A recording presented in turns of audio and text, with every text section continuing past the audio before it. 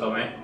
Ave Maria, cheia de graça, o Senhor é convosco, bendita sois vós entre as mulheres, e bendito é o fruto do vosso ventre, Jesus. Santa Maria, Mãe de Deus, rogai por nós, pecadores, agora e na hora de nossa morte. Amém. Auxílio dos cristãos, rogai por nós. dai-nos a Virgem pura. É por isso que Pai, do Filho e do Espírito Santo. Amém. Bom, essa aula de hoje, ela teve já duas anteriores, né? Então, uma certa sequência. A primeira foi introdutória, a segunda sobre a bem-aventurança da pobreza. E a de hoje é sobre a bem-aventurança da mansidão, né? Bem-aventurados os mansos, que possuirão a terra.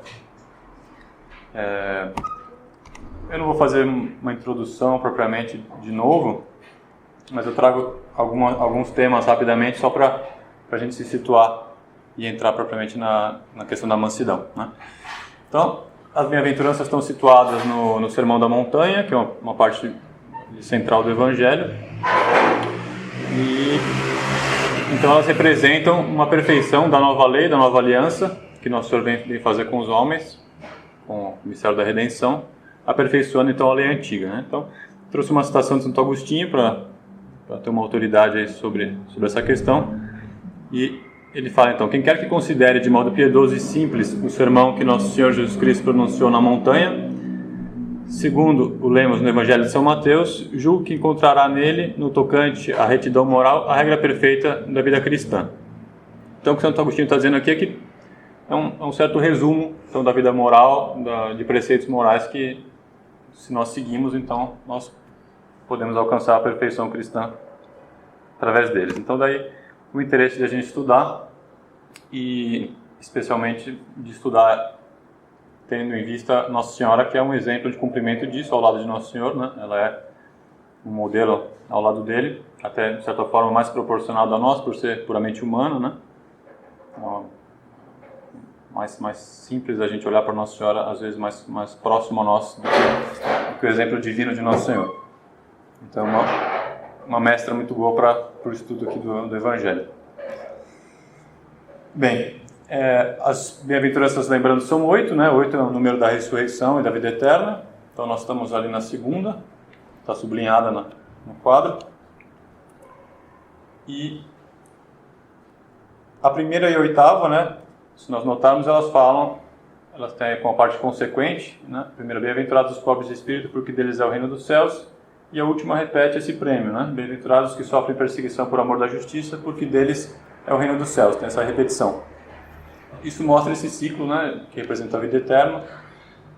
E mostra como todas as bem-aventuranças, no fundo, elas apontam para essa questão do céu, né? Da bem-aventurança celestial. Então também a posse da terra, no caso da mansidão, a gente vai ver mais para frente que ela também é, em última análise, a posse do céu. Tá bem? Então, entrando mais propriamente na mansidão, a gente percebe existe uma relação entre a primeira e a segunda bem-aventuranças. Isso é interessante notar. A primeira da pobreza de espírito, então, diz respeito a uma espécie de desapego, né? Um desapego, como nós já vimos, afetivo, né? Ou seja, de não ter sentimento de apego à riqueza, se afastar disso, o afeto, o coração, a vontade. E, por outro lado, um desapego efetivo, então, na medida do possível, ser pobre, assim, desvencilhar-se daquilo que é supérfluo, etc., em favor dos outros, por exemplo. E a mansidão, ela vem numa sequência em relação à pobreza, porque ela é um desapego também, só que é um desapego mais aprofundado, um desapego que diz respeito à nossa própria vontade. Então, a gente sai do mundo exterior, do dinheiro, dos bens que se podem adquirir com o dinheiro, e passa-se então na mansidão para um desapego interior. Um desapego que vai ser especialmente da própria vontade, né? Mas isso se desenvolve em muitos aspectos. Então, por exemplo, um desapego da própria opinião, né? Então, alguém que tem o costume de pedir conselho para tomar decisões importantes, demonstra mansidão nesse sentido, né? Está ligado à obediência também. Uma pessoa que não tem apego à própria opinião sobre uma certa coisa, né? Claro que a gente não está falando a respeito das verdades, dos dogmas, isso a gente não pode abrir mão nunca, né? Mas a nossa opinião a gente deve colocá-la sempre em xeque, né? Para ver se realmente não tem algo melhor a se fazer, desconfiar de si mesmo nesse sentido. Esse desapego faz parte da mansidão. Dando sequência, falando dos desapegos, né, que dizem respeito à mansidão. Então, desapego, por exemplo, das próprias razões, quando a gente tem alguém que nos ofendeu, por exemplo, a gente perdoa essa pessoa, mesmo que ela não tenha pedido, a gente já se antecipa perdoando, isso é um desapego relativo à mansidão, por exemplo, tá? Ou então dos próprios direitos, né? A gente tem direito a receber alguma coisa de alguém, ou então tem direito à gratidão de uma pessoa, porque a gente fez alguma coisa boa para ela, e ela não é grata. Então a mansidão pode nos levar a abdicar disso, né? Deixar isso na conta de Deus e não estragar a própria boa obra, exigindo uma recompensa da pessoa, né? No caso. Então, outro aspecto, o tempo, por exemplo, nosso tempo, a gente poder usar ele mais para a vontade de Deus, para fazer as coisas de Deus, para ajudar o próximo e ter menos apego à utilização egoísta desse tempo, também seria um aspecto que daria para ser abordado. Enfim, mas são uma série de coisas que vão além, né, do desapego material, que seria com respeito à pobreza. Então a mansidão vai além, isso que a gente quer mostrar com isso, mais profundo. E a mansidão é muito bem recomendada, né, não só aqui nas bem-aventuranças, mas mais para frente também no Evangelho, Nosso Senhor vai se colocar especialmente como modelo de duas virtudes, né? Ele diz: aprendei de mim, que sou manso e humilde de coração. Então ele reforça a importância da mansidão e coloca, então, a única vez que o Nosso Senhor faz isso, se recomenda como modelo expressamente de alguma virtude, e ele fala então da mansidão e da humildade, coloca esse par, que é um par muito interessante de se analisar, né? O Nosso Senhor fala primeiro da mansidão, que o Nosso Senhor começa as coisas tendo em vista o fim, né? Então, a mansidão, ela é chamada como virtude a flor da humildade. Então, de fato, se a gente analisa, a gente percebe que a mansidão verdadeira ela só pode ser fundamentada numa humildade, né? Então, a humildade é um fundamento para a mansidão, e a mansidão, então, uma florescência da humildade, uma perfeição da humildade. E por que isso, né? Como a gente viu, todos esses desapegos que fazem parte da mansidão, que dizem respeito a ela, são difíceis de fazer, né? Claro que naturalmente, especialmente com a nossa natureza ferida pelo pecado original, naturalmente a gente tende a não querer se desapegar. Isso é difícil, exige um esforço. E agora a gente só vai fazer esse esforço, né, da vontade se a gente tiver uma preparação na inteligência antes, né? Nós sabemos que todo ato de vontade ele é precedido por uma compreensão, né, da inteligência. Então a humildade faz esse papel do porquê a gente vai fazer esses atos de desapego, né? Então, se a gente considera o pecado original, se a gente considera os efeitos dos pecados atuais também na nossa alma, a gente vê que a gente é ignorante, que a gente tem a tendência a errar, que a gente tem a vontade fraca, que a gente tende a fazer o mal. Então, diante disso, diante dessas considerações de humildade, a gente se anima, a gente percebe como a gente deve se desapegar da própria vontade, se desapegar da própria opinião. Então, procurar renunciar a si mesmo, como diz Nosso Senhor, para então poder segui-lo, né? Então, também os santos dizem, né, que onde há menos da nossa vontade própria, há mais da vontade de Deus. Então, isso também está relacionado. Dessa maneira, então, Nosso Senhor coloca essas duas virtudes e nos recomenda a mansidão. Então, a gente sabe, então fica claro que a mansidão tem um grande valor objetivo, e Nosso Senhor recomenda, mas provavelmente também ele recomenda, né, por uma outra questão, por uma questão também subjetiva, uma questão de circunstância. Como assim, né? Assim como a pobreza no mundo ela não é assim, valorizada, também a mansidão não é. E já não era na época de Nosso Senhor com os judeus, e hoje a gente vê que não é, né? Então, muito provavelmente Nosso Senhor quis também ensinar, não só pelo valor objetivo da virtude, mas também porque é pouco valorizada, né, essa virtude. Aliás, todas as bem-aventuranças, elas são pouco valorizadas vamos dizer assim, no mercado do mundo, né? Então, com respeito à época de Nosso Senhor, os judeus, né? A gente sabe que eles eram chamados o povo, né, de cerviz dura, ou seja, duros de baixar a cabeça, de dar o braço a torcer, né? Eles vão perseguir diversas vezes os profetas que Deus vai mandando sucessivamente para preparar a vinda do Messias. Eles recaem em idolatrias, em diversos tipos de pecados. A própria lei antiga ela é muito feita, né, vamos dizer, tendo em vista essa dureza do povo judeu. Então nosso Senhor vai combater isso ensinando a mansidão, né? Mas também nós, atualmente, se nós analisarmos, esse ensinamento é muito atual, né? Também, hoje em dia, a mansidão não se procura praticar, não se valoriza. Então, alguns exemplos, né? Feito a questão da opinião, do apego à opinião, né? A gente vê hoje, especialmente com as redes sociais, aí a facilidade que as pessoas têm de querer impor a própria opinião, né? Para todo mundo, de maneira mais eficiente possível, para que todo mundo possa ver o que eu penso, né? E aquilo que eu acho. E a gente ouve falar das discussões aí de Facebook, etc., que são violentas, né? Polarizações, né? Com a questão das eleições, então todo mundo querendo impor a sua própria opinião e não se adaptar ao outro, não ouvir o outro. Apesar de todo mundo saber que a verdade é relativa, né? Cada um. Sim, é relativa, mas a minha é absoluta, né? Exatamente. Tem a questão do liberalismo também, né? Que foi condenado pelos papas, que é justamente uma ideologia que faz a gente recusar a autoridade, pega uma liberdade que é contra a autoridade. Também isso, né, além do pecado original, com essa ideologia que é vigente, né, a gente tende a não querer obedecer, a não querer se submeter a ninguém, mas pelo contrário, submeter os outros a nós, a nossa vontade. Fala-se, né, de fazer aquilo que se está a fim de fazer. Então, um critério de uma coisa boa é quando você está curtindo, ou seja, aquilo que você gosta. Então, sempre a própria vontade está sendo colocada como um critério daquilo que é melhor, né? Aquilo que se adequa melhor à minha vontade, não a um bem objetivo, né? Então, depois também a questão da comodidade, a revolta que nós temos contra qualquer contrariedade, contra qualquer desconforto, né?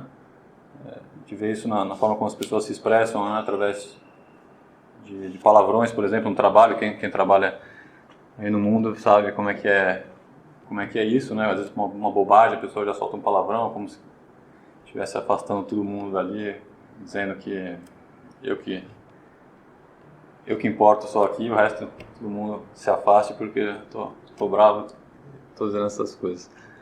Então, outra coisa, pedido de desculpas, por exemplo, a dificuldade que a gente tem, né, de pedir desculpas, então reconhecer que a gente errou e se submeter então ao outro, porque é sempre humilhante, né, pedir desculpa, é sempre uma humilhação.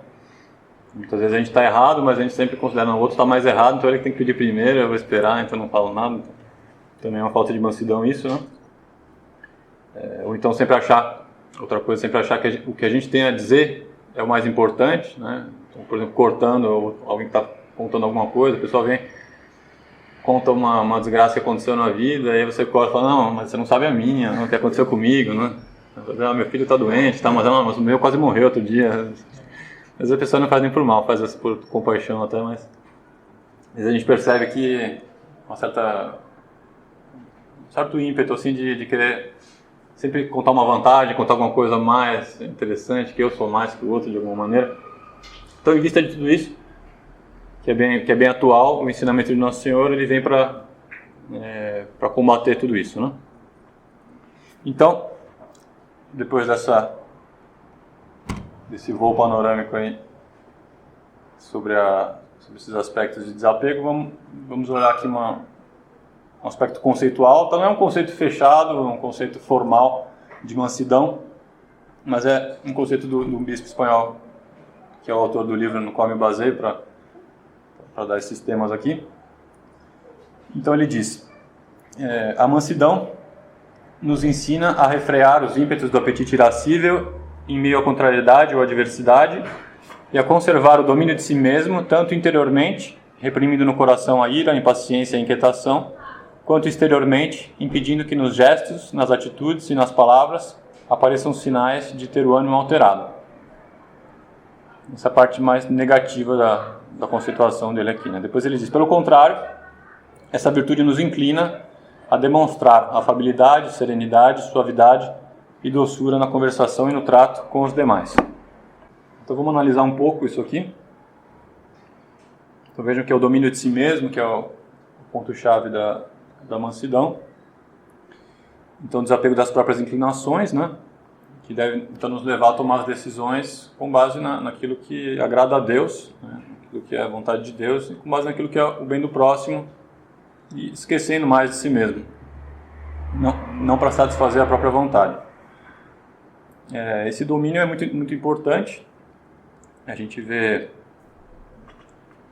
por exemplo, São João Bosco, né, quando ele ensina, ele trata muito indiretamente desse tema, por exemplo, fazendo uma correção. Ele diz que a pessoa não deve se mover por uma questão de raiva, de ira, né? Às vezes, o professor, aluno, pai, filho, o irmão mais velho com o irmão mais novo, a gente tende a querer corrigir mais para desabafar ou para descontar aquele incômodo que a pessoa causa na gente, do que propriamente para fazer um bem para a pessoa, né? Pelo menos o primeiro impulso pode ser esse, né? Então, o São João Bosco ensina a evitar, por exemplo, corrigir na frente dos outros, se for possível, se a coisa não for muito grave, ou então esperar passar esse momento de indignação, de ânimo alterado, para corrigir depois, para fazer uma correção mais pura, né? mais voltada para a sua finalidade e sem esse excesso da paixão, da ira, né? Então, isso também vem de São Francisco de Sales, até São João Bosco deve ter trazido dele, né? Que é salesiano, né? Esse é o nome que ele tomou. E São Francisco de Sales também ensina a gente, não só na correção, mas ele fala em geral, de qualquer resposta que se vai dar para alguém, algo que foi dito que nos contraria, que é uma injúria, ou que nos irrita e tal, sempre ele diz para esperar passar a alteração de ânimo para depois então responder. E assim, ele dá um exemplo ele fala que é mais fácil atrair, acho que as moscas, se não me engano, com um pouquinho de mel, uma colher de mel, do que com um barril de vinagre, né? É bem interessante isso, porque às vezes parece que com mais força, com mais ímpeto, a gente consegue ter um sucesso maior, mas não é. É com essa coisa mais delicada, mais jeitosa, mais cuidado, com mais cautela e com mais desconfiança de si mesmo que se pode obter, então, o bem do próximo, né?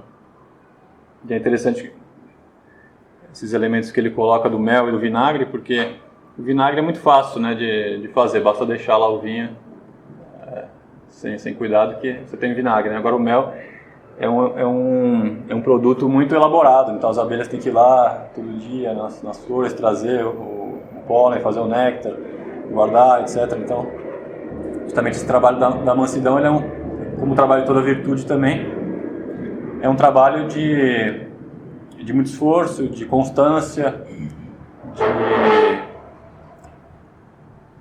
de prática mesmo, né, de hábito. Então não é uma coisa fácil, é uma coisa que tem que ser trabalhada, né? Então, isso quanto ao domínio de si mesmo. Depois, quanto ao fato de ser interior e exterior, também é interessante a gente notar.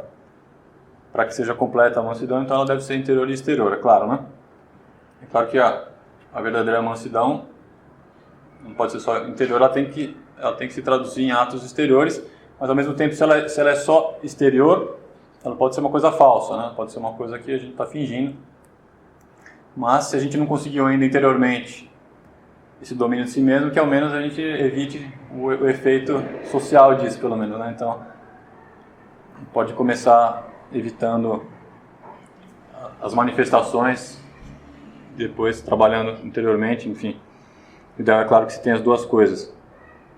E só vai ter verdadeira mansidão, então, quando essa disposição interior ela for sincera. Então, não se pode, portanto, confundir a mansidão com uma habilidade social, né? Aquele jeitinho através do qual a gente consegue as coisas, consegue fazer a nossa vontade, impor a nossa vontade com habilidade. Não é isso, né? A mansidão é justamente fazer a vontade de Deus com essa doçura. Então, a doçura é uma palavra que até em francês manso é doux, né? Tem a ver, a palavra doçura ajuda a gente a entender o conceito de mansidão, que significa uma coisa açucarada, mas significa ductibilidade, ou seja, aquilo que tem a propriedade de se moldar ao outro, né? Então, se moldar à vontade de Deus, se moldar às necessidades ou à vontade do próximo, então, abdicar da própria vontade, né?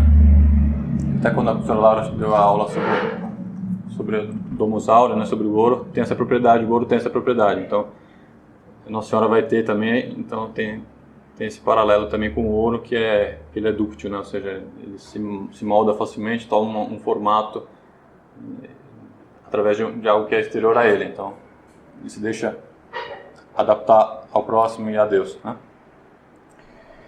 Bom, então isso contou o conceito, interior e exterior, e agora, então a gente vai ver que o mesmo autor desse conceito, esse bispo, ele fala a respeito dos graus de mansidão, né? Então ele fala que alguns autores colocam e que em geral são 5 graus, né, resumindo, que tem a virtude da mansidão. Então o primeiro, conversar e tratar com todos de um modo afável e suave, sem durezas, gritos nem estridências, né? Sem aspereza. Então, já o primeiro é difícil, né? Porque já é virtude aqui, né? Então, isso aqui, inclusive, quando a gente está de mau humor, né? Quando a gente dormiu pouco. Então, conversar e tratar com todos de um modo afável, suave, sem durezas, gritos nem estridências, não é uma coisa tão fácil de se manter constante, né? A gente consegue fazer uma vez, né? Faz um propósito e faz no dia uma vez, depois esquece, não faz mais. Então esse é o primeiro grau, né? Um grau que diz respeito a uma situação normal, que não tem ninguém está incomodando especialmente a gente, é simplesmente um dia a dia, né? Um dia a dia. E tem um grau anterior, não tem? Esse que já é virtude, né? Ele coloca isso, pelo menos, né? Então, numa situação normal já tem a sua dificuldade, já exige o hábito, já exige o esforço. E é claro que para fazer essas coisas que não são naturais, né, especialmente com o pecado original, nossa natureza não tende a isso, né? Claro que precisa da graça de Deus, precisa rezar também, né? Não basta o esforço e a prática e o hábito, mas precisa pedir para Deus a caridade para poder fazer essas coisas, né? Então, o segundo, acalmar e mitigar a ira dos demais com palavras e atitudes serenas e afáveis. Então o segundo já tem uma dificuldade exterior, né? Já tem alguém que está fazendo alguma coisa ali, está nervoso, está bravo com a gente ou com alguma situação, e aí, então já é uma atitude mais, perdão a redundância, mais ativa. É uma atitude mesmo de fazer algo mais positivo, né? E tem uma citação dos Provérbios, que está logo abaixo, que é bem essa, diz respeito a esse grau, né? Então uma resposta branda acalma a ira, uma resposta áspera acende a cólera. Então, ao contrário do que poderia parecer naturalmente, né? Contra uma força, né? Reagir com a mesma intensidade. Mas não é assim, na verdade é como jogar querosene no fogo, né? Então, você vai aumentar ainda o problema. Claro que é difícil, diante de um ataque, assim, diante de uma atitude irada de alguém, você tentar acalmar isso e não simplesmente porque a pessoa está errada, largar a mão ou dizer, então já que você fica aí com o seu nervosismo para você e dá uma resposta áspera, pelo menos, né? Aqui a resposta áspera não é nem necessariamente uma coisa também com raiva, pode ser simplesmente aquela respostinha para irritar, sabe? Aquela coisa que entra machucando, então por isso é áspero, né? Então, às vezes a gente não, dependendo do nosso caráter especialmente, a gente não dá uma resposta, não grita, não xinga, mas dá aquela respostinha que machuca interiormente, né? Então também isso é combatido pela mansidão, tá? Então, terceiro grau, tolerar com equanimidade e paciência as injúrias, adversidades, dores que os homens nos causem ou a vida nos apresente. Então aqui é uma coisa mais direcionada a nós mesmo, não é só uma questão que eu posso ajudar a pessoa, um está bravo com o outro, eu vou tentar ajudar, não é só isso, aqui é uma coisa contra mim mesmo. Então eu fui injuriado, eu fui xingado, enfim, aconteceu uma adversidade comigo, roubaram meu carro, fui mal numa prova, sei lá o que aconteceu, meu filho está doente, enfim, uma série de coisas que podem acontecer no cotidiano que nos tocam particularmente. Então, nesse caso, tolerar com equanimidade, ou seja, com ânimo estável, não se alterar com isso, né? Não se deixar vencer por uma tristeza, por exemplo, não se deixar desanimar, ou então não ficar com raiva, não ficar impaciente, diante dessas coisas que nos tocam particularmente. Acho que um terceiro grau. E às vezes, né, a gente pode, enfim, qualquer grau a gente pode achar que a gente está bem, mas aí quando surge a contrariedade de verdade que a gente vai ver se a gente tem a virtude mesmo, né? Pode ser que nada nos incomode, então a gente também não tem o que reagir com respeito a nada, mas quando aparece uma situação que nos prova, aí que Deus realmente vai ver se a gente tem a virtude ou não, né? Bem, quarto grau, né? Tem mais 2 ainda. Alegrar-se interiormente nesses casos adversos. E é só isso, né? Depois eu pus um comentário aqui, que eu deixei aqui.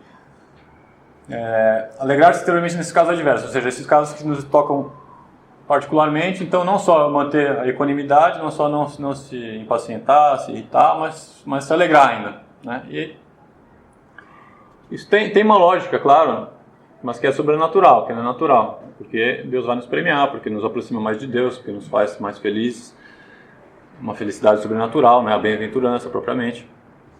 Então a gente tem motivo de se alegrar nessas adversidades, porque se Deus está nos provando é porque Ele está dando uma ocasião de a gente melhorar, de a gente fazer mais por Ele, de a gente realmente mostrar para Ele que nós o amamos de verdade, né? E não só de palavras ou só numa situação que é cômoda, né? Então, por esse mérito, é razoável que nós nos alegremos, tá? E a gente transforma então em mérito aquilo que é uma adversidade. E o quinto grau também tem a ver com isso, em transformar em mérito, mas ele diz respeito já à conversão do próximo até, né?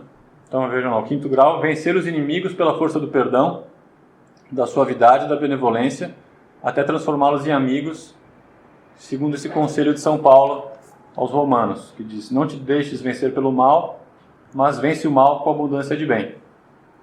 Então não só se alegrar numa situação que me toca particularmente, né, de maneira contrária, mas responder isso com um bem para a pessoa que nos faz o mal. Então fazer algum bem por ela, rezar por ela, dizer uma boa palavra se for possível. E claro que é muito difícil isso, né? Difícil a gente torcer esse nó que tem no estômago, né, com a pessoa que nos faz algum mal. Então, mas isso é o quinto grau, então é o grau que Nosso Senhor vai, obviamente, praticar, e Nossa Senhora também vão fazer isso, especialmente na paixão, né? Vão vencer o mal com abundância de bem, vencer o pecado então com a redenção, com o perdão. E a gente vai ver isso. Então, concluindo só esses graus, né, a gente vê que que a mansidão não é coisa de gente fraca, né? Não é coisa... Claro, tem o símbolo do cordeiro, mas o cordeiro é muito forte aqui, né? Para ser realmente o cordeiro de Deus, claro, Nosso Senhor, é a fortaleza infinita também. E qualquer um que se ponha a praticar a mansidão, a gente não chama virtude por acaso, né? Porque é uma coisa que exige força mesmo, força de alma, fortaleza para aguentar, né, passivamente, e também para fazer esse bem contrário ao mal que é feito a nós. Então, existe uma força não só de aguentar, mas também uma força ativa de fazer algo. Então, é uma coisa, realmente é uma virtude, né?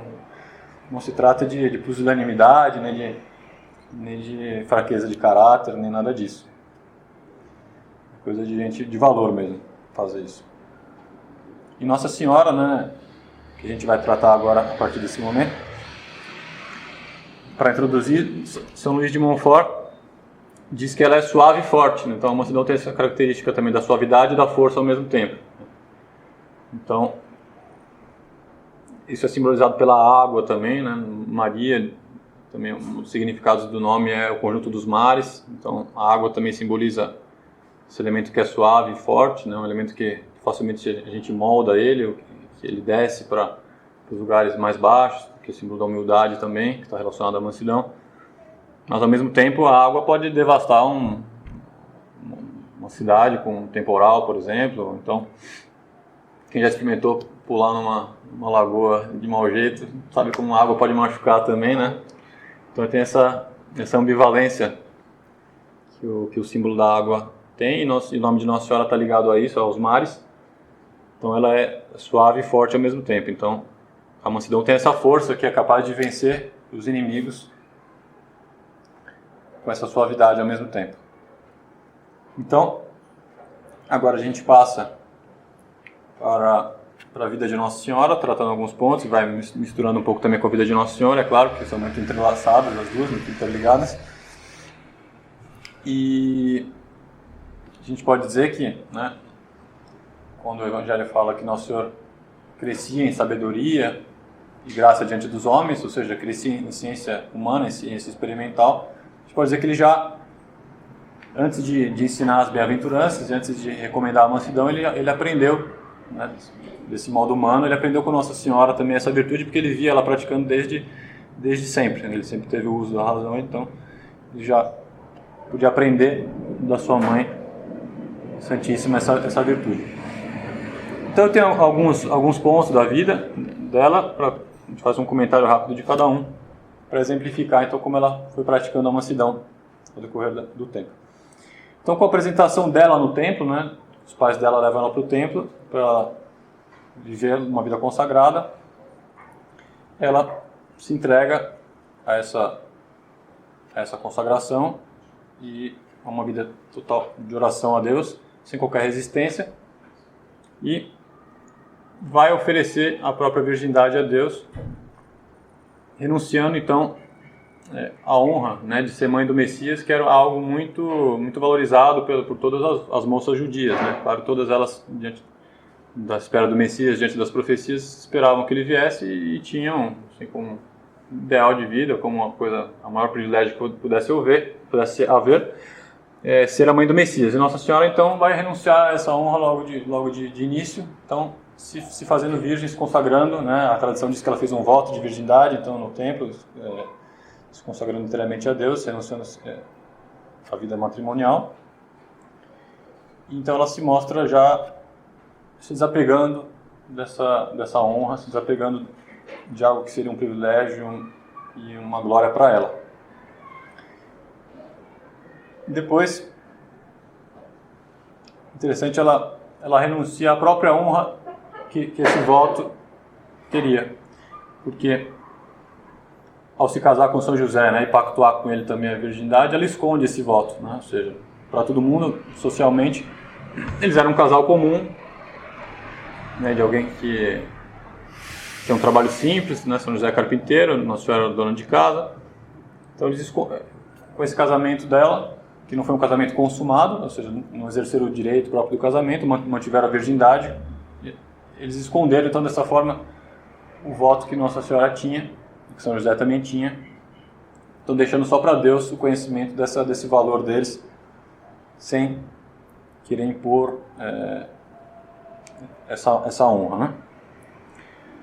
Então, Nossa Senhora, voltando um pouco na Anunciação, que é muito interessante, é muito rica sempre de a gente analisar. Quando o anjo então anuncia que ela é cheia de graça, que ela foi escolhida para ser a mãe de Deus, e ela tendo esse voto, ela não se lança com apego nem ao voto que ela tinha, dizendo não posso porque eu tenho um voto que eu fiz para Deus, nem também ela abdica do voto de maneira precipitada. Então ela poderia dizer, então se Deus quer isso, então bem, então quer dizer que ele está querendo que eu deixe de lado esse voto que eu tenho, ele pode me dispensar desse voto, obviamente, é o próprio Deus. Mas não, Nossa Senhora faz, para saber também se o anjo era de Deus ou não, né, faz uma pergunta, né, perguntar como é que se fará isso. Então, ao mesmo tempo ela resguarda o voto e pergunta para o anjo, testando se aquilo vinha de Deus mesmo, para ver como é que se daria aquilo. Então, ela sabia que Deus poderia dar um jeito. Então, Nossa Senhora não se apega a isso que ela tinha prometido, e ao mesmo tempo ela também não se lança com afoiteza sobre essa glória que é a maior que pode haver na Terra, de ser mãe de Deus, né? Mas ela procura discernir o Espírito que está falando com ela naquele momento. E como prêmio disso, ela vai receber então a posse da terra, que nós vamos ver, que é o reino de Deus, e o reino de Deus estava então se instaurando naquele próprio momento, com a vinda do Messias. Era o começo do reino de Deus aqui na terra, o começo da redenção, né? Então, Nosso Senhor nasce e desde a infância, né, como dissemos, já aprendia com Nossa Senhora essa virtude da mansidão e crescia nessa sabedoria. E eles praticavam, então, e vão praticar depois até a paixão, juntos essa virtude, né? Então, em Belém, eu comentei alguns aspectos em outras aulas sobre isso, tem a ver com a pobreza também, mas tanto em Belém quanto no Egito, né, a falta de acolhida em Belém, o frio, a pobreza, tudo isso eram contrariedades que eram próprias da Sagrada Família, que Deus colocou para eles. E eles, diante de tudo isso, uma situação muito difícil, de ter o primeiro filho, claro, o único, uma situação sem nenhum conforto, sem nenhum recurso, despreparados, sem ter alguém que os acolhesse adequadamente. Sempre se mantiveram alegres nessa situação, né? Seus mistérios gozosos, né? Então eles levavam com alegria essas coisas, apesar de que, se a gente for ver, os mistérios gozosos são cheios de sofrimento também, né? Mas, então, depois vão para o Egito também, e no Egito, também sem nenhum preparo à viagem, São José tem um sonho, o anjo manda eles para o Egito às pressas, de improviso, numa terra estrangeira, onde eles não conhecem a língua, onde eles não conhecem os costumes, numa época em que os estrangeiros eram mal vistos. Todas essas contrariedades também foram sendo enfrentadas com ânimo alegre pela Sagrada Família. Depois em Nazaré também uma vida muito simples, de pobreza, de muito trabalho, de muito esforço, uma vida apagada socialmente. Também foram dificuldades que a Sagrada Família enfrentou com mansidão, né? E quando Nosso Senhor tem 12 anos, então tem um episódio que é bem marcante da perda e reencontro, né? Quando eles vão para Jerusalém e volta Nossa Senhora para São José e o menino Jesus fica, sem avisar. Então também aqui Nossa Senhora dá uma mostra muito grande de mansidão, né? Quando ela pergunta, então, para Nosso Senhor, por que procedeste assim conosco, né? Por que ele tinha sumido durante 3 dias? E ela recebe uma resposta que, pelo menos na aparência, é áspera, né? É dura. A gente pode, claro, interpretar com alguma variação, né? Mas é uma resposta que aparentemente é áspera. Ele diz assim: por que me buscáveis, né? Não sabias que devo ocupar-me das coisas de meu pai? Né? Então, imaginar para uma mãe, e para a melhor das mães, né, que tem o filho mais amável de todos, a mãe que é mais pura nos seus sentimentos, então que sofre com muito mais intensidade também tudo que diz respeito ao filho, ficar por 3 dias sem saber o que tinha acontecido com ele, né? Depois receber essa resposta, né? É uma coisa muito difícil mesmo, porque imagina o que ela pensava também, né? Autores que comentam que Nosso Senhor foi perseguido, né, de menino, houve a matança dos inocentes, e provavelmente ainda havia alguém que pudesse querer matá-lo ainda. Então, durante esses 3 dias, muita coisa não deve ter passado na cabeça de Nossa Senhora, de São José. Será que conseguiram pegar ele dessa vez e mataram? Será que foi isso? Porque ele sendo Deus, né, sendo perfeitíssimo, né, ela não compreendia. De fato, ela vai dizer depois, né, o Evangelho vai dizer que eles não compreenderam a resposta. Por que ele não avisou, né? Por exemplo, poderia ter avisado que ele ia ficar lá cuidando das coisas de Deus Pai, né?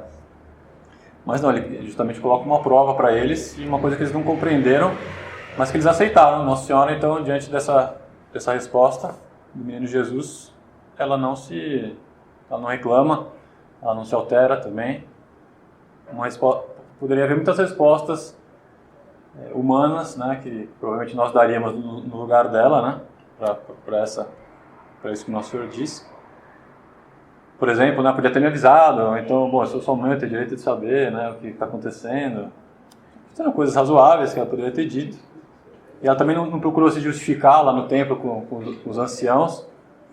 Poderia ter dito, bom, não foi culpa minha, ele nunca fez isso, não me avisou, né.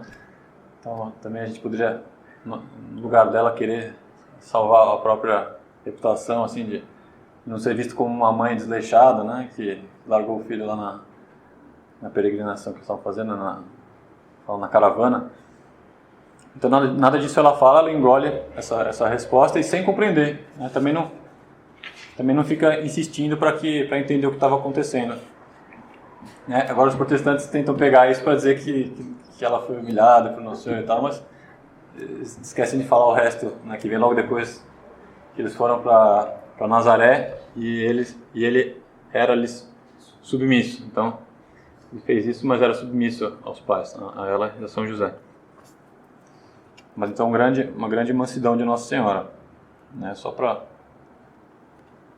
a título de comparação, uma coisa besta, mas da época da minha vida, mas eu lembro, eu era pequeno, não sei que idade que eu tinha, mas eu me perdi no mercado e foi uma coisa de minutos, talvez. Eu não tinha noção do que estava acontecendo direito, né? Aí, passando lá pelo mercado, eu encontrou minha mãe estava chorando.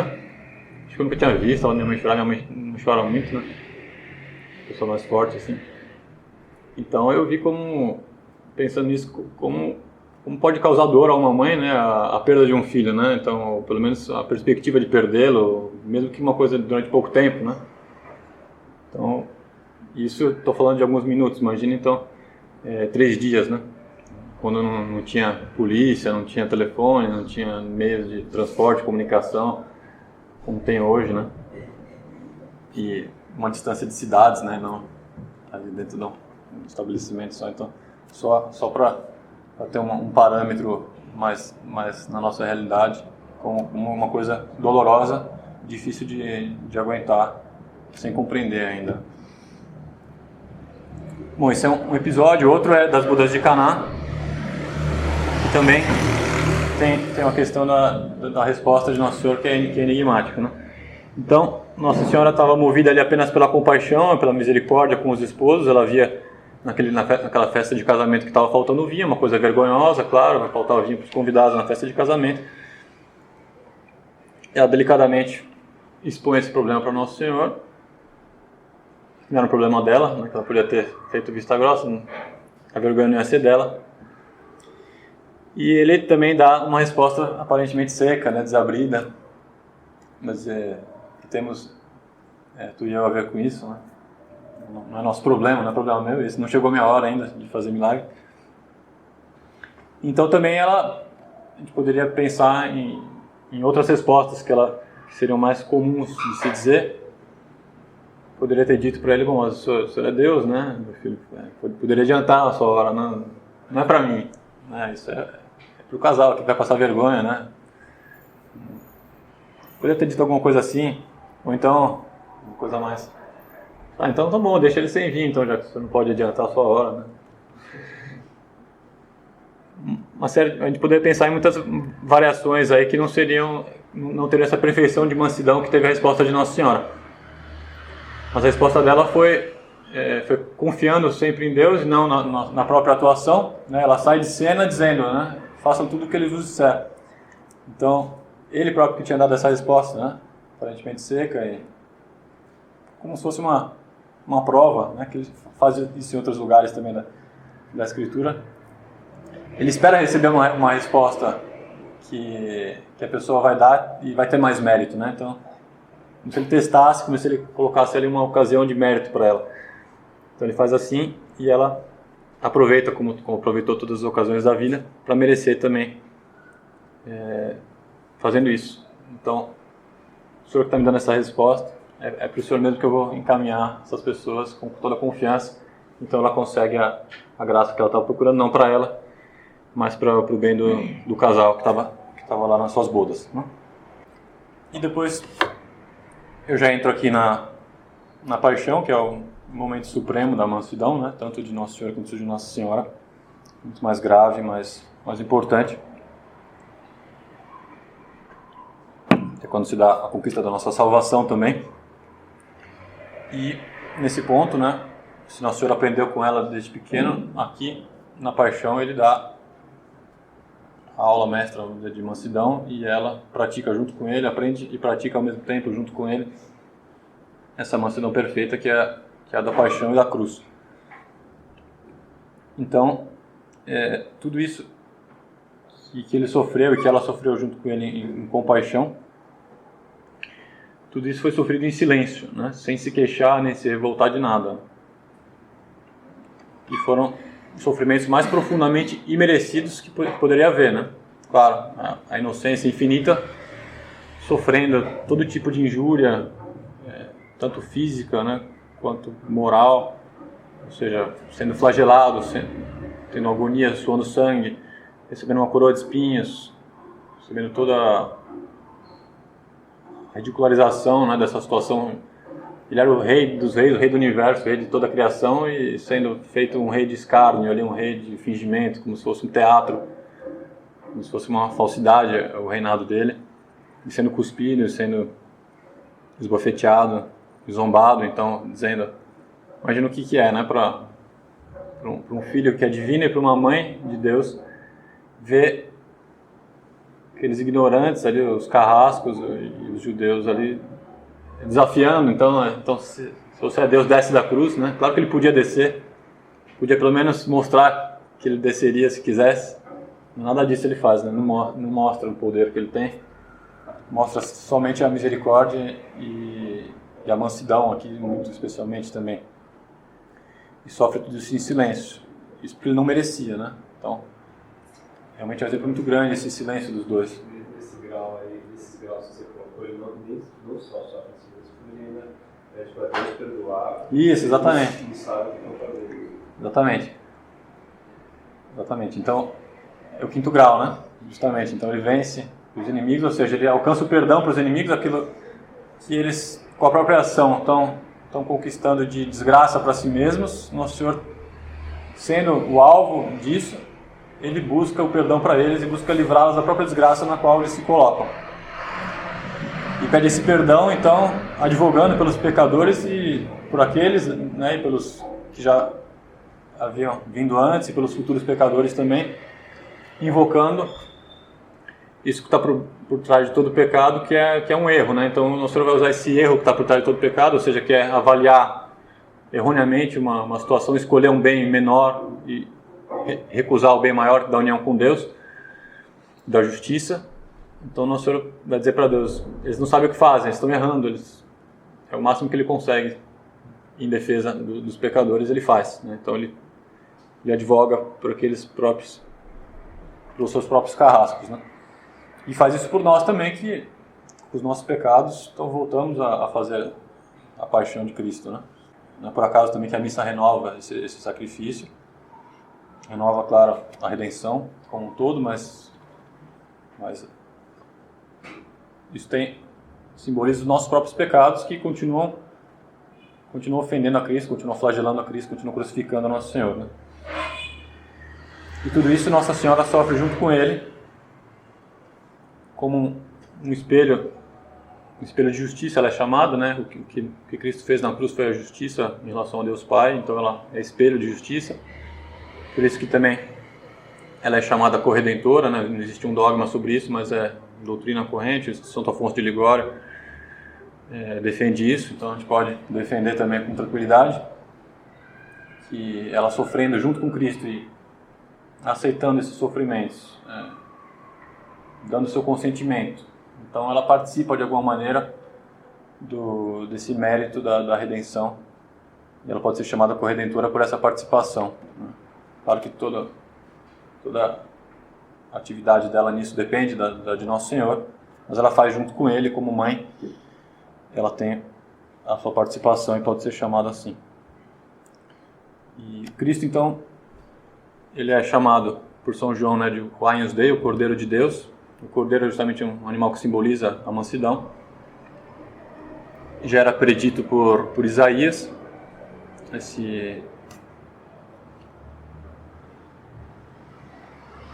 essa característica, então, de ser maltratado, de ser afligido e não abrir a boca, né? Isso é o que o cordeiro faz. O cordeiro, inclusive, Isaías fala do cordeiro, fala assim como o cordeiro quando vai ao matadouro,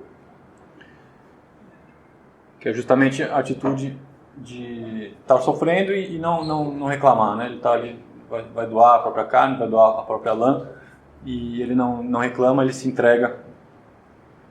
Nossa Senhora vai ser chamado assim também, e Nossa Senhora, por outro lado, poderia ser chamada a ovelha de Cristo, que ela corresponde totalmente a essa mansidão, essa doçura que não traz nenhuma aspereza, nenhuma dureza para com os inimigos então, do próprio filho, né? Ela faz isso ali no Calvário, ela não reclama, ela permanece de pé ali aguentando tudo, não pede nem para que Nossa Senhora abrevie aquelas horas de cruz que ela poderia ter pedido, por exemplo, né? Nós sabemos que a redenção não dependia de toda a paixão, qualquer ato voluntário de Nosso Senhor querendo nos salvar seria suficiente para conseguir a redenção, porque ele tem mérito infinito, todos os atos dele têm mérito infinito, mas ele quis passar por toda a paixão para mostrar o amor que ele tem por nós, né? Santo Afonso explica isso. E Nossa Senhora então vai com ele em todo esse percurso, também sem em nenhum momento interferir para pedir clemência para ela mesma, né? Que estava sofrendo tudo aquilo, né? Então, em nenhum momento ela tem em vista aliviar os próprios sofrimentos, e também ela consente em todos os sofrimentos que Nosso Senhor sofre, inclusive vendo ela sofrer. E também, na sequência, Nossa Senhora não vai tratar asperamente os apóstolos, por exemplo, que tinham fugido, ou que São Pedro que tinha negado a Cristo, Judas que traiu. Ela vai tratar todos com muita mansidão e vai, inclusive, provavelmente ser a responsável por reunir, né, o pessoal depois desse momento em que eles todos foram desbaratados, né?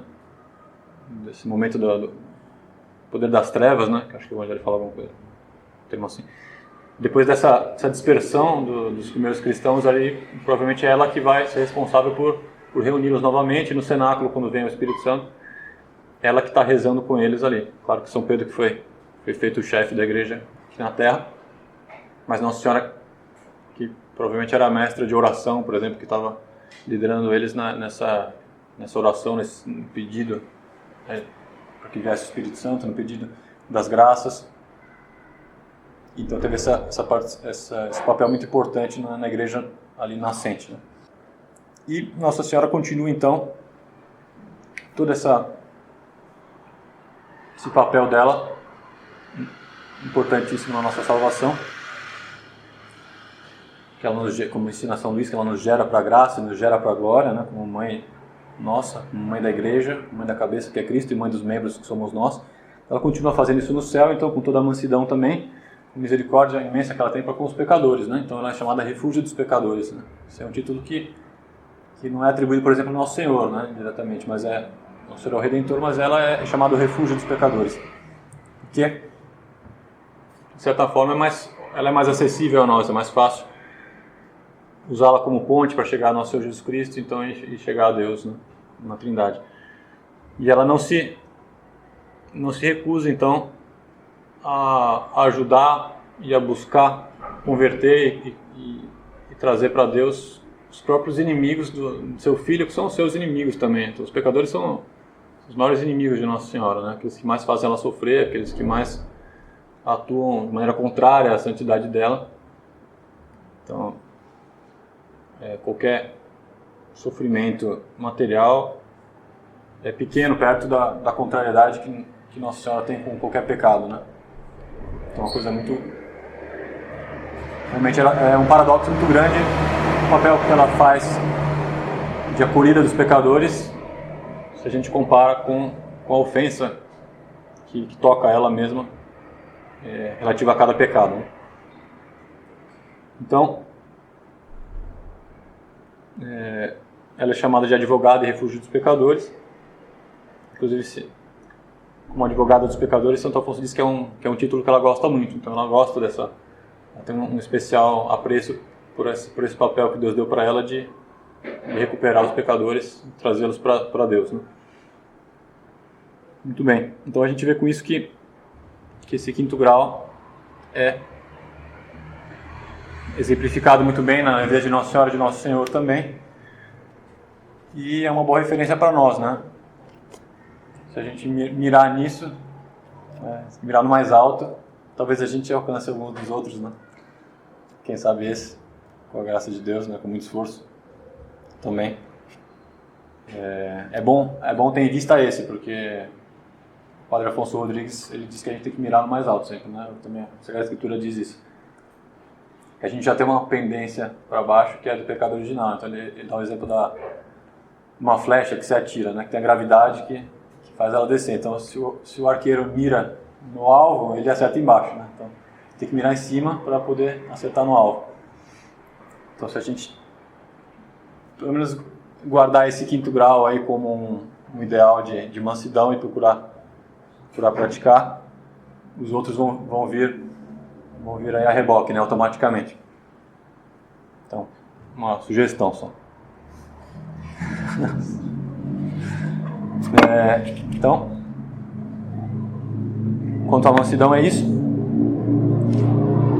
E agora quanto à parte consequente, né, da bem-aventurança, que acontece com os mansos, eles possuirão a terra, né? Então, como eu já adiantei para vocês, em última análise é o céu, a bem-aventurança celestial, que é esse número 3.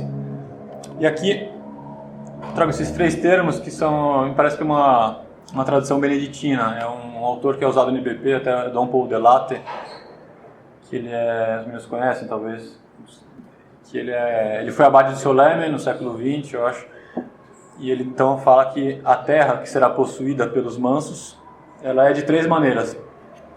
Então tem a expressão em latim, essa terra quanterunt, né, que significa a terra que os mansos pisam, eles possuirão, ou seja, o mundo, é o planeta Terra mesmo, é a sociedade, enfim. Por que isso, né? É um paradoxo, né? Os mansos, então, eles não querem se prevalecer sobre os outros, mas eles acabam ganhando esse poder pela própria mansidão, né? E aí o Dom Laureano Castan, ele explica que é pela bondade e afabilidade os mansos conquistam o amor e a estima de todos, adquirindo o mais soberano domínio, que é o domínio dos corações. Então não é o domínio pela força, não é o domínio imposto pelo medo, então causando um escrúpulo na pessoa, por exemplo, mas é um domínio pela confiança, né? Ou seja, um domínio que se faz ganhando o coração da pessoa, a pessoa percebendo que se quer o bem dela, a pessoa percebendo que o outro é inofensivo, que ele está só querendo o bem, que realmente ele não está disposto a fazer nada que o ofenda. Então, ganhando essa confiança, que o manso ganha esse poder, esse domínio sobre o mundo, né? É isso que a gente imagina, por exemplo, com os missionários que vão pregar para os índios selvagens. Como é que eles conseguem isso, né? Não é dando tiro nos índios, né? Algo que foi feito em colônias protestantes, por exemplo, mas é com a doçura, com a mansidão, com a paciência, com a insistência caridosa que vai se fazer esse apostolado, por exemplo.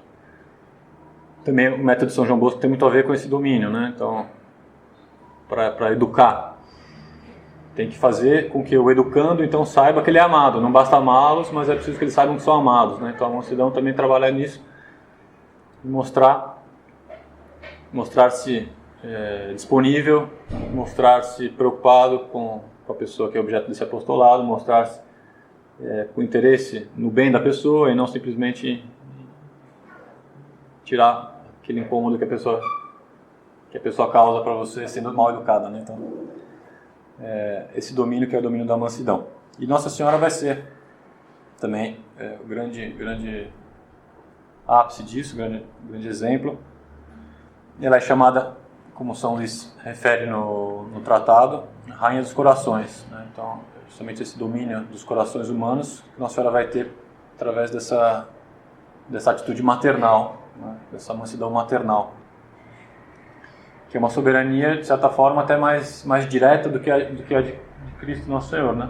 Porque, assim, o exemplo da maternidade, ele calha bem, porque Nossa Senhora é nossa mãe, né? De fato, ela é nossa mãe.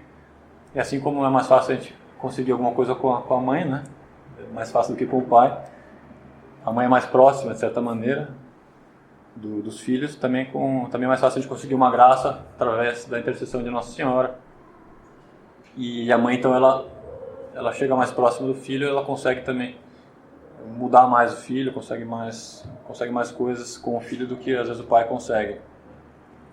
O pai às vezes é mais a segunda instância, né? Quando a coisa está feia, quando precisa de uma intervenção mais grave. enfim, mas a mãe tem mais essa entrada com os filhos mesmo, mais esse domínio do coração. Nossa Senhora é a mãe de todas as mães e faz isso, né? Tanto sobre os pecadores quanto sobre os justos também. Então, os pecadores que não se atreveriam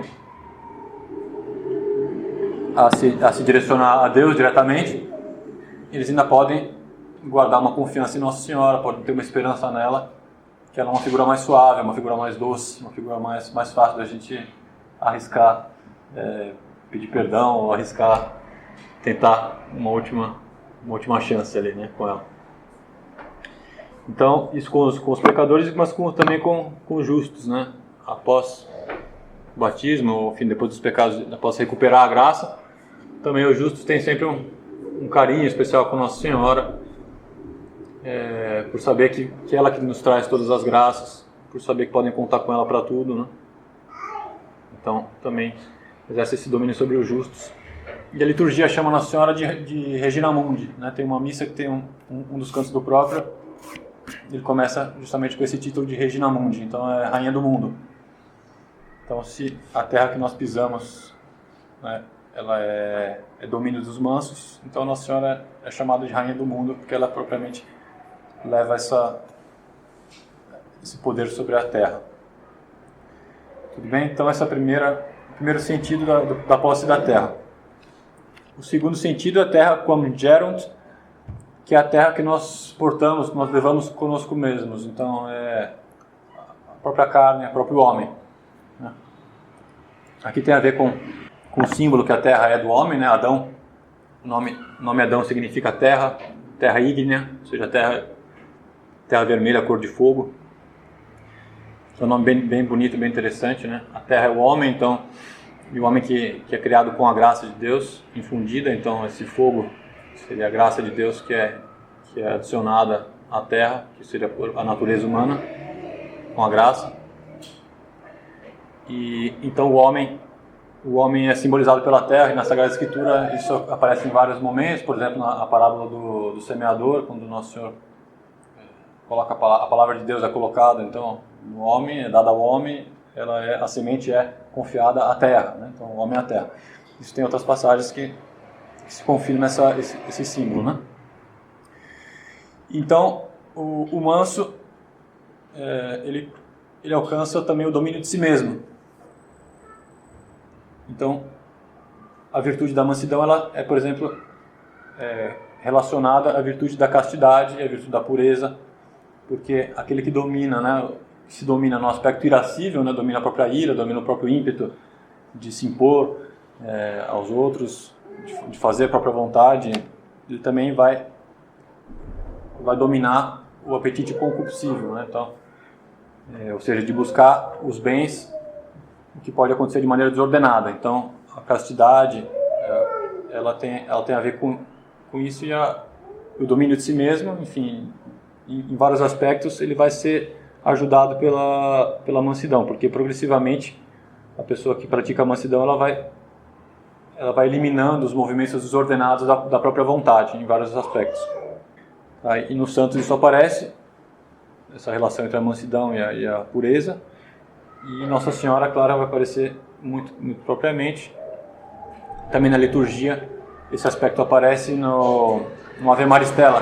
No Ave Maristela, que é cantado no ofício, que a gente canta na missa às vezes também, tem uma estrofe que fala da Virgo singularis inter homines mitis nos culpis solutus mites fac et castus. Então, a Virgem singular, que é mansa, né, mais que todas, aí vem o pedido de que ela nos faça livres das nossas culpas, nos faça mansos e castos.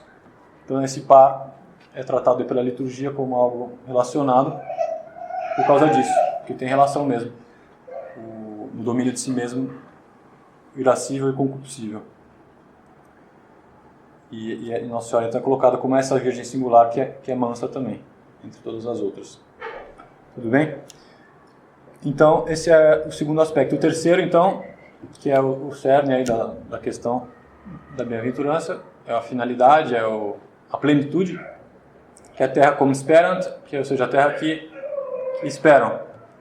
E aqui tem uma análise interessante a respeito do céu, mas da terra prometida também. Se os judeus esperavam a terra prometida, né? Como a Moisés foi prometida essa terra, esse sentido que antes era mais material, que era uma terra física mesmo, ele vai se espiritualizando ao longo da Sagrada Escritura.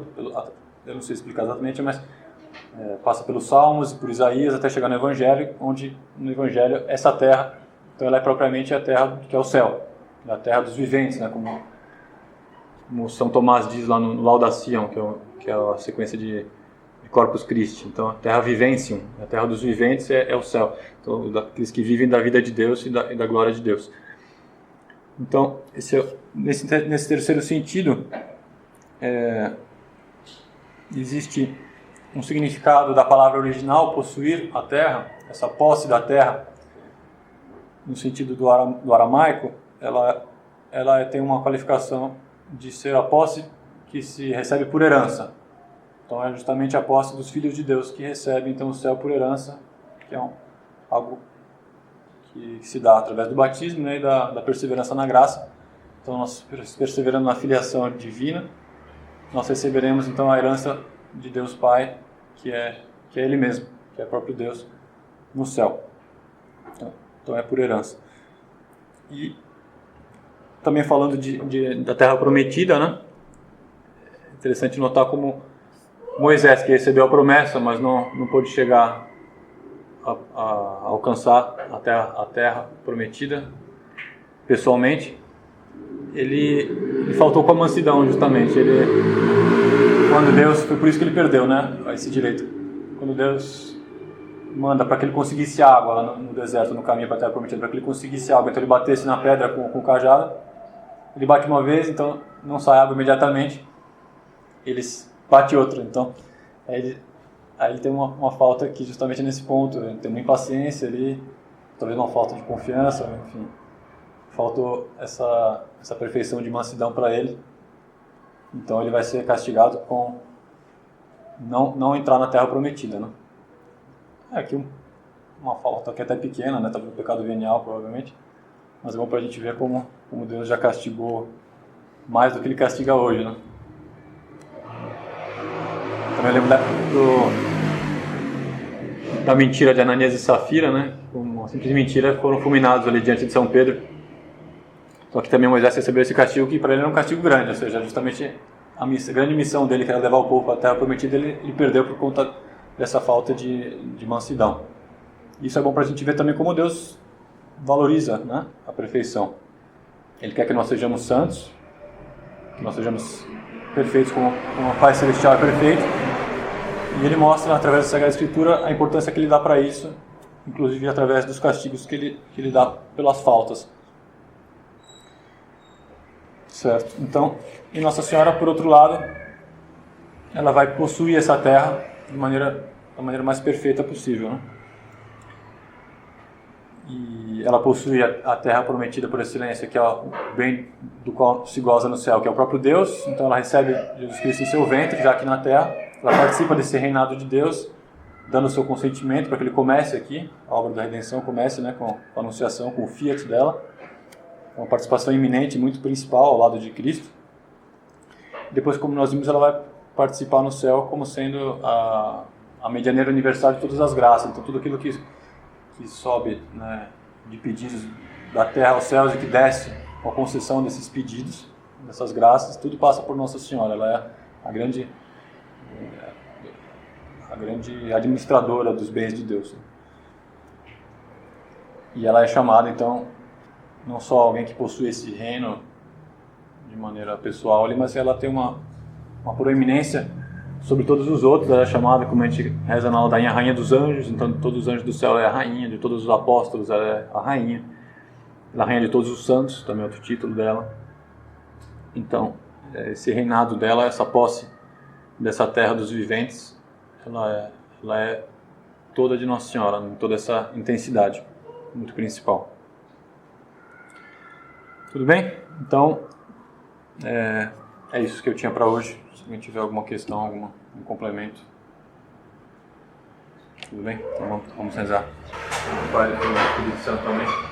Ave Maria, cheia de graça, o Senhor é convosco. Bendita sois vós entre as mulheres, bendito é o fruto do vosso ventre, Jesus. Santa Maria, Mãe de Deus, rogai por nós, pecadores, agora e na hora de nossa morte. Auxílio dos cristãos, Rogai por nós. doce coração de Maria, Seja nossa salvação. Pai, Filho e Espírito Santo. Amém.